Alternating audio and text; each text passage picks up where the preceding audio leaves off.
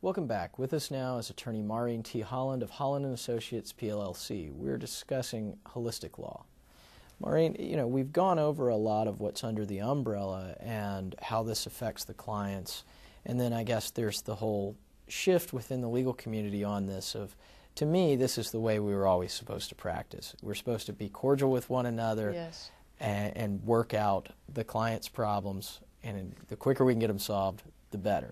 I think that is the public's perception, and I think that for many of us is exactly how we saw legal practice. That, our job was of service.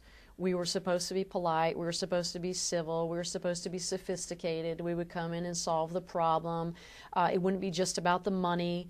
It would be in trying to, meet our clients' needs and move on to the next problem. Unfortunately, that's not a lot of what is taught in law school, because the court system, again, is sort of designed to look at the economic aspect of it without looking at the other pieces. And we're not taught in law school, which the general public may not know. We're not taught about what to do when our client's upset, how to handle emotional issues with our clients, how to look at the non-economic factors. That is just not part of the curriculum. So to learn this, you sort of have to either have come to it yourself, like you know this is what makes sense, and you start doing that, whether you call it holistic law or not. And then there are those of us who came to it and decided, we're going to put this label on it, but mostly so that we pay attention to those factors, so that we're making a concerted effort to practice law in that style. And most of the time when I speak publicly, the audience are like, yeah, that's exactly what I want my lawyer to do. I want my lawyer to be, not a pushover, but a problem solver who works for me. And I think I would agree with you that that's what we hope for. One of the pieces, though, this sort of makes holistic law special in a way, is that it does have this multidisciplinary aspect to it. Again, it's not what is taught in law school. You don't go to law school and learn about psychology. But as you practice law, you realize it's really important to understand what is motivating your clients, what the problem-solving techniques and skills are of opposing counsel, and how you can deal with them in a less adversarial manner. And what sort of brought about, I think, a lot of this change of focus, not necessarily how some people have always practiced law like you're mentioning, but this change of focus toward a less adversarial method of practicing law, is a lot of lawyers who only fight all day long were getting sick.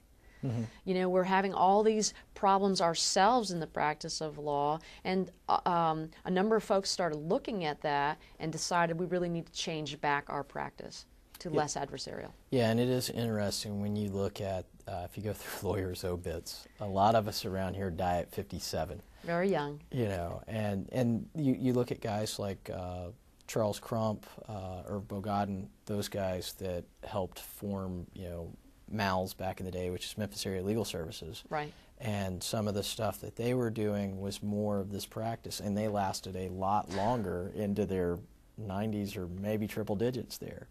I like that. So I'm improving my longevity maybe by this practice. I think, from Susan Dykoff, who's a professor of law at the Florida Coastal School of Law, has really looked at these factors, and it's her interpretation that this constantly being adversarial, always fighting all the time, really does lead to lawyer problems, whether it's depression, early death, all kinds of personal issues that the lawyers end up in because they're fighting all the time. And getting away from fighting all the time not only is better for your clients, but it's better for the lawyers.